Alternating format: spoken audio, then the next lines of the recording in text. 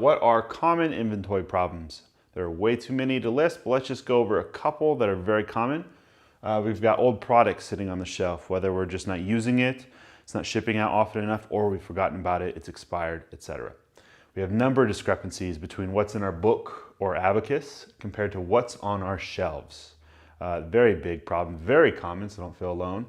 Improper log, meaning we're not putting in the information that we have about our inventory into that spreadsheet, into our computer, whatever we're using to track all of those things and our processes. No one knows. Man, this is way too common. You may have a grasp of what's happening in your company, but if your employees don't know where products are, how much they have, how much are supposed to be coming in, that is a very real problem. Too much stuff. This is kind of similar. All these are kind of very linked together.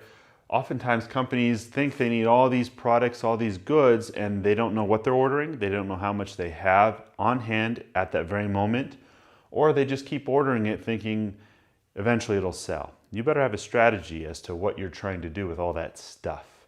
Or they over-SKU. This is something where you have maybe 1-2 products sitting on the shelf with a whole host of numbers and SKUs to incorrectly scan in right next to it. Make sure your stuff's organized.